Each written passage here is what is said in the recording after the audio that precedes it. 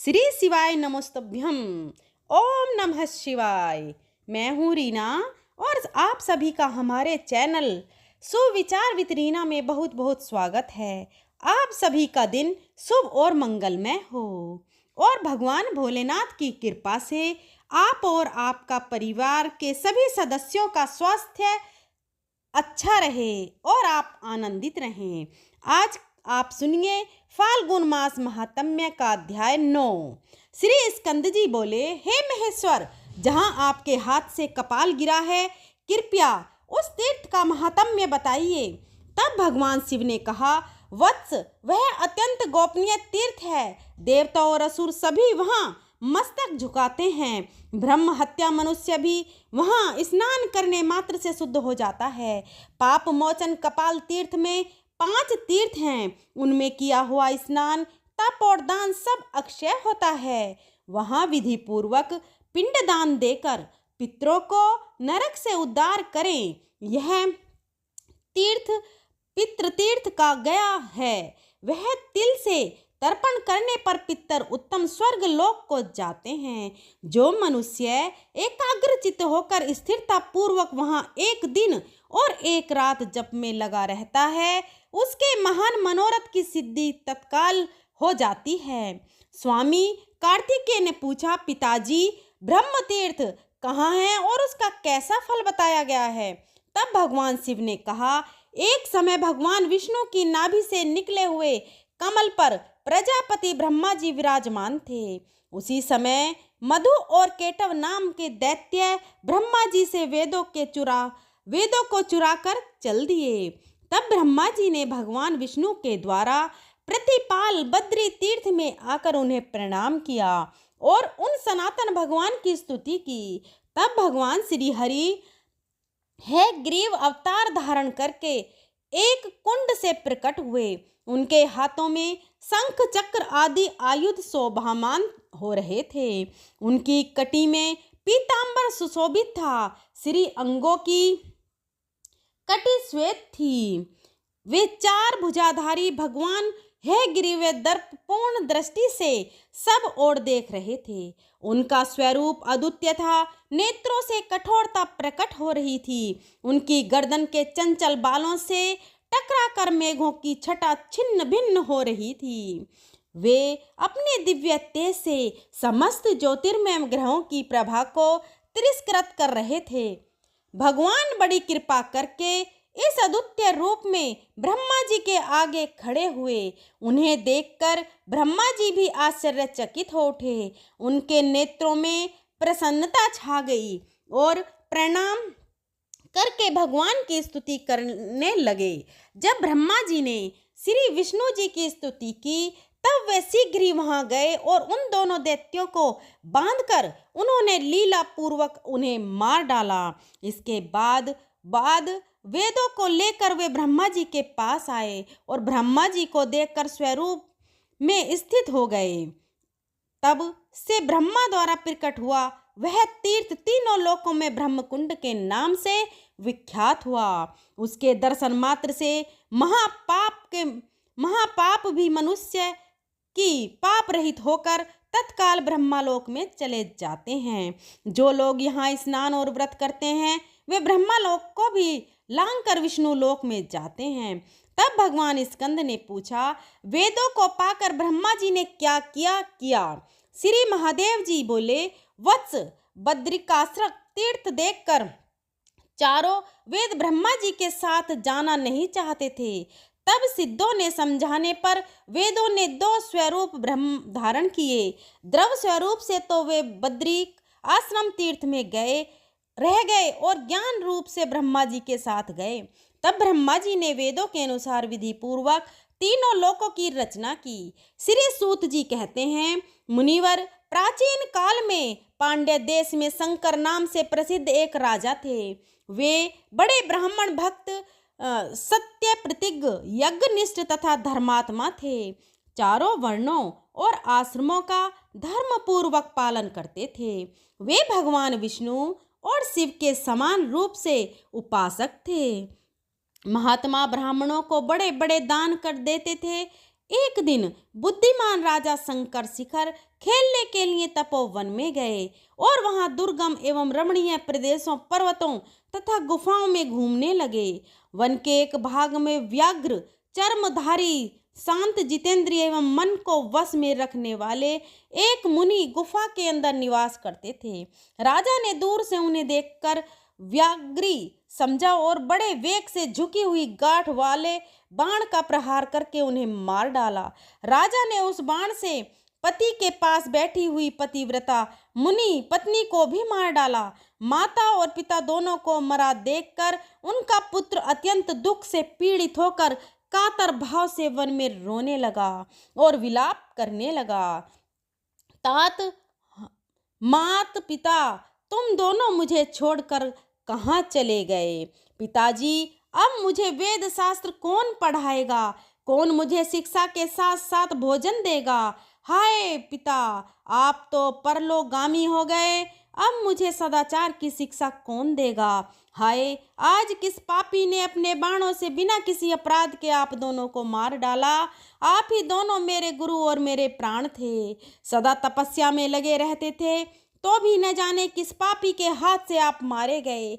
इस प्रकार कहकर उन दोनों दंपत्ति को का पुत्र फूट फूट कर रोने लगा। उसका विलाप सुनकर वन में विचर रहे वाले राजा शंकर तुरंत ही उस शब्द की ओर लक्ष्य करके उस कंद्र के समीप जा पहुँचे। उस वन के रहने वाले मुनि भी उस आश्रम पर एकत्रित हो गए। मुनियों ने बाण से मरे हुए मुनि और उनकी पत्नी को देखा। पास में धनुष धारण किए हुए राजा शंकर पर भी नजर डाली और माता पिता के लिए विलाप करते हुए उस मुनि कुमार को भी देखा। उसे देखकर वे अत्यंत व्याकुल हो उठे और रो मत ऐसा कहते हुए उस कातर बालक को धैर्य बंधाने लगे। मुनि बोले, बेटा, धनी, दरिद्र, मूर्ख, पंडित, मोटे अथवा पतले, सभी जीवों के प्रति यमराज का समान वर्ताव होता है। कोई वन में रहता हो या नगर और गांव में, पर्वत पर रहता हो या दूसरे किसी स्थान में, सभी जंतुओं को एक दिन मृत्यु के वश में जाना पड़ता है। वत्स, गर्भ में रहने वाले, जन्म ग्रहण पर चुकने वाले बालक, जवान और बूढ़े, सभी जीवों को यमलोक की यात्रा करनी पड़ती है।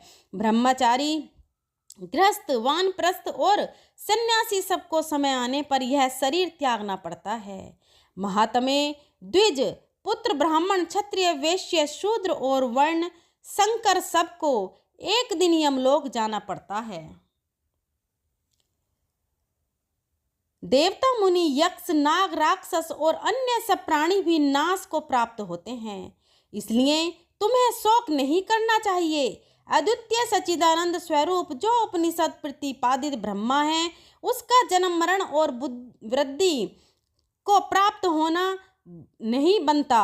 यह 9 द्वारा वाला शरीर मल मूत्र का भांड है, पीप और रक्त का घर है, पानी के बुलबुले के समान यह क्षणभर भंगुर है और इसमें कीड़ों का ढेर भरा है।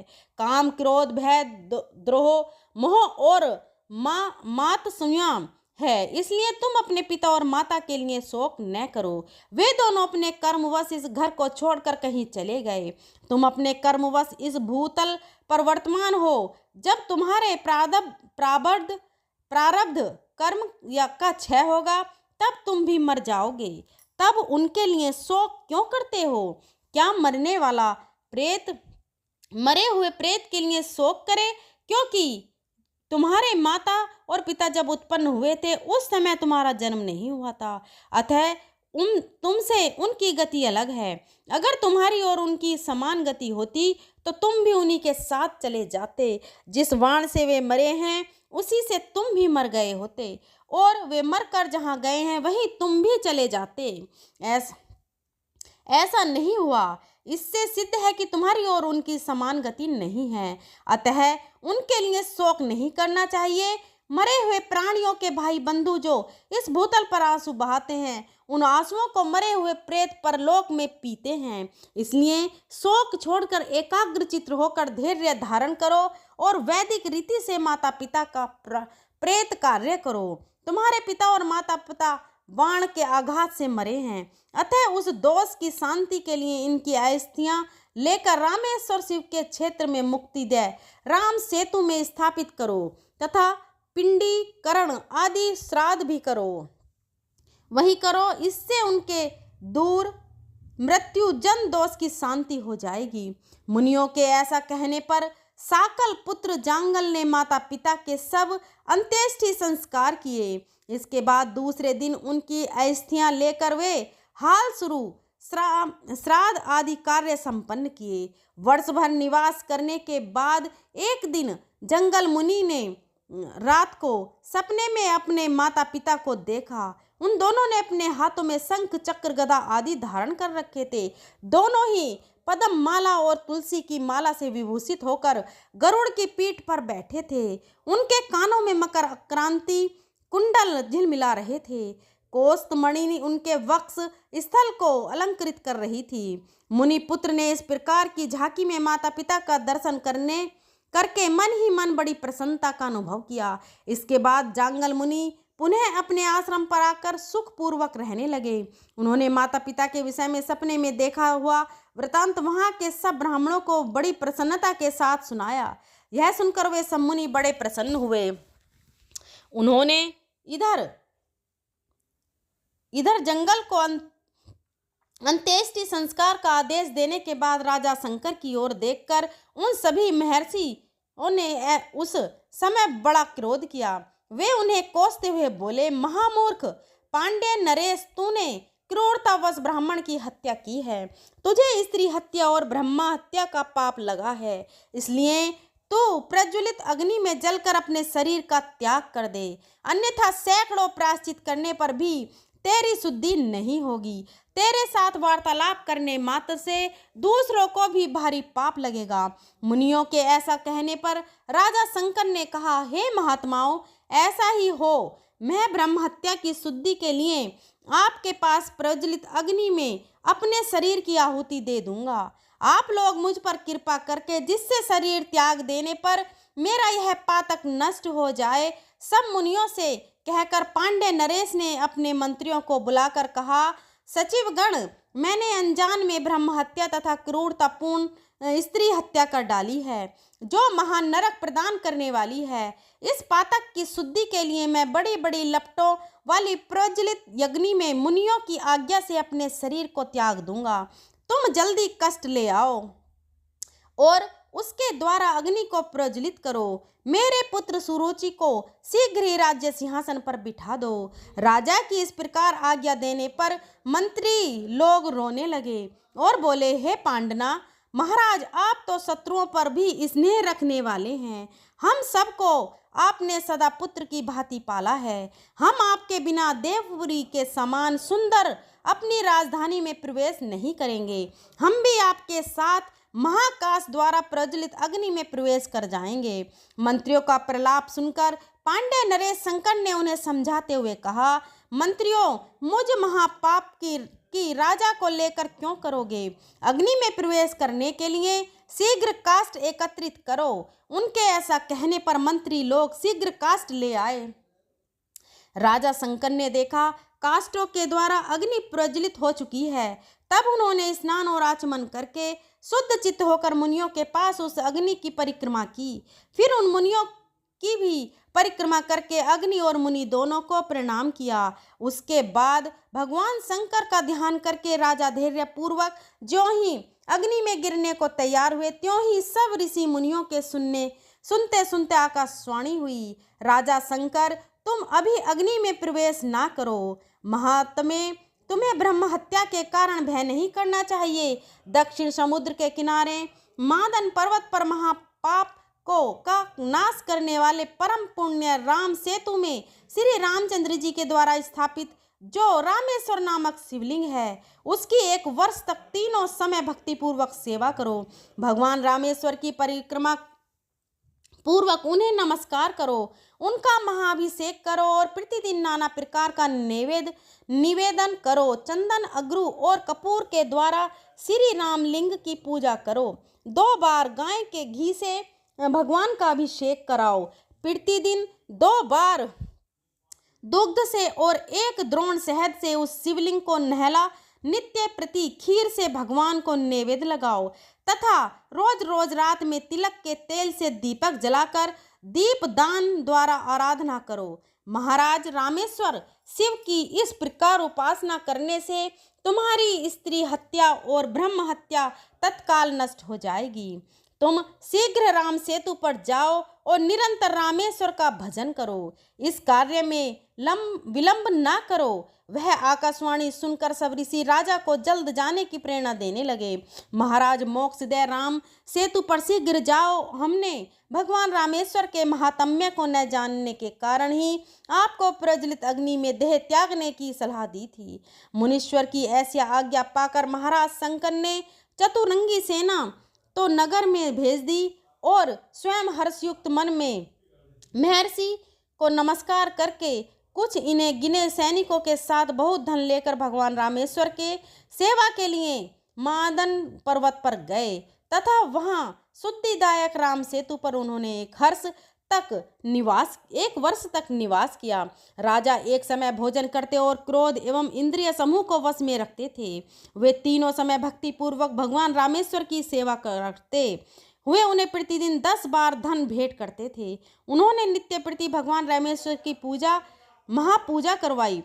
प्रतिदिन धनुष कोटि में भक्ति पूर्वक स्नान और प्रसन्नता पूर्वक ब्राह्मणों को अन्न दान किया। आकाशवाणी ने जैसा बताया था उनके अनुसार सब पूजन किया। इस प्रकार 1 वर्ष पूरा होने पर राजा शंकर ने संतुष्ट चित्त होकर दया निधान भगवान रामेश्वर का इस प्रकार स्तवन किया।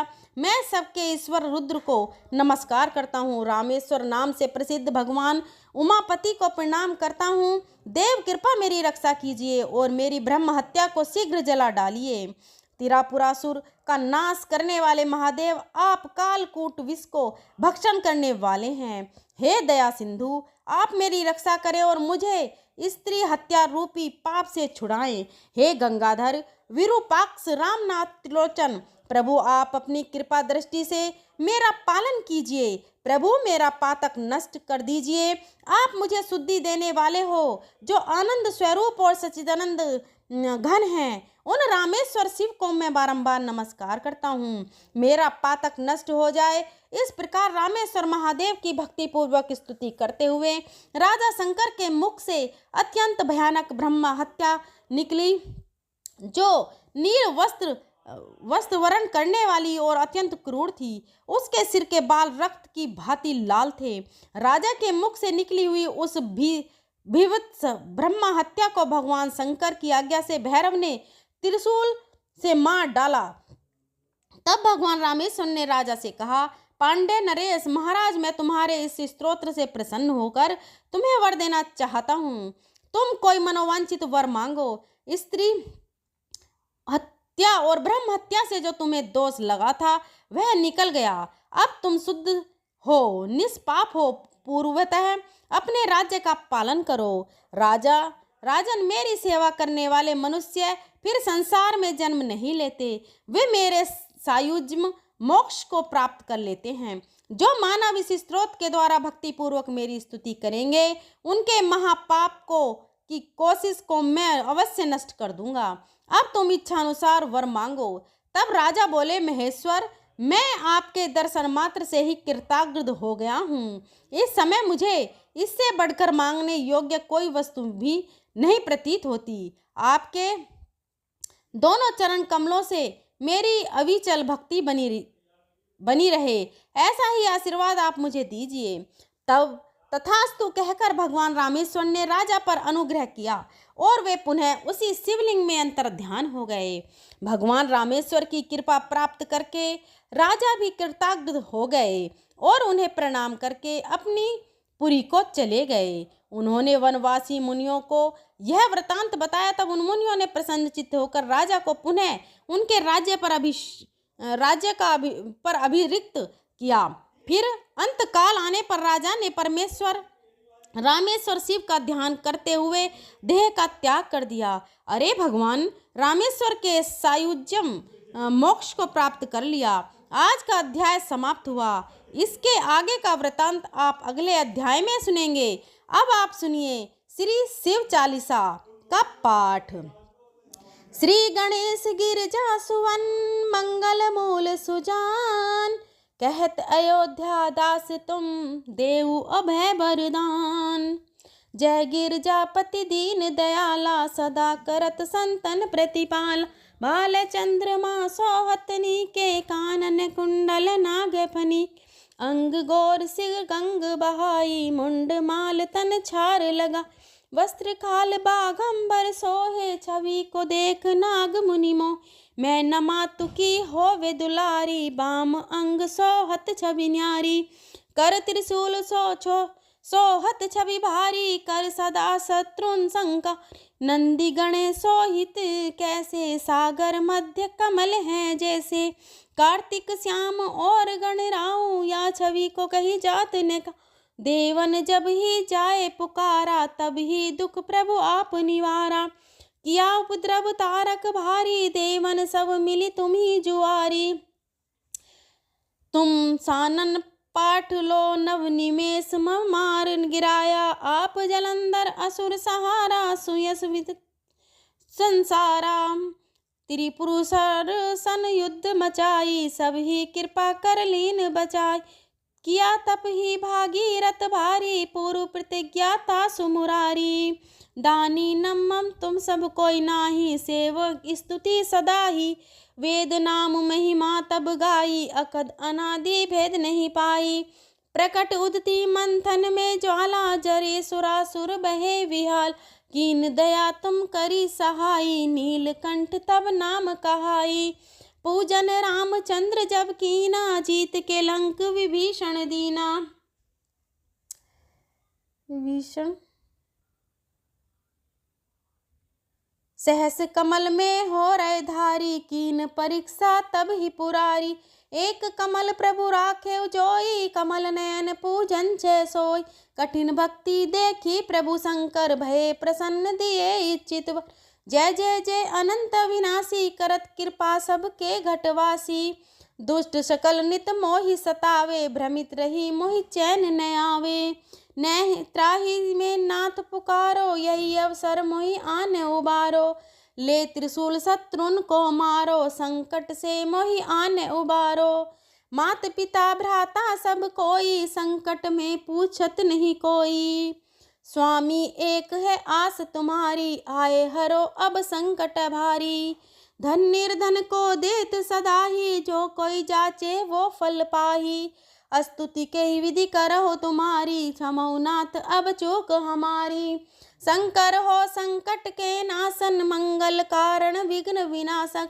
योगी यति मुनि ध्यान लगावे, नारद सारद शीस नवावे। नमो नमो जय नमः शिवाय, सुर ब्रह्मादिक पार न पाए।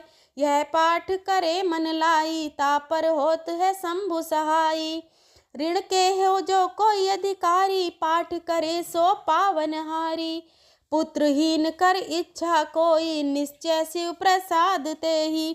होई पंडित त्रयोदशी को लावे, ध्यान पूर्वक होम करावे। त्रयोदशी व्रत करे हमेशा, ताके तन नहीं रहे कलेसा। धूप दीप नेवद चढ़ावे, शंकर सम्मुख पाठ सुनावे। जन्म जन्म के पाप नसावे, अंतवास शिवपुर में पावे। कहे अयोध्या आस तुम्हारी, जानी सकल दको हरौ हमारी। नित नेम कर प्रात ही पाठ करो चालीसा, तुम मेरी मनोकामना पूर्ण करो जगदीशा। मगसर छठी हेमंत ऋतु, 64 जान स्तुतियाँ। चालीसा शिव ही पूर्ण कीन कल्याण। शिव चालीसा समाप्त होता है। प्रेम से बोलिए भगवान भोलेनाथ की जय। आपको आज की कथा कैसी लगी कमेंट बॉक्स में ज़रूर बताइएगा और भोलेनाथ की जय ज़रूर लिखिएगा और हमारे चैनल को सुविचार विद रीना को सब्सक्राइब ज़रूर करिएगा। वीडियो पसंद आई हो तो वीडियो को लाइक और अपनी फ्रेंड और फैमिली में शेयर ज़रूर करिएगा। अगर मेरे बोलने में कोई त्रुटि हुई हो तो मैं हाथ जोड़कर माफ़ी चाहती हूँ। मिलते हैं अगले अध्याय के साथ एवं कथा के साथ। तब तक के लिए धन्यवाद।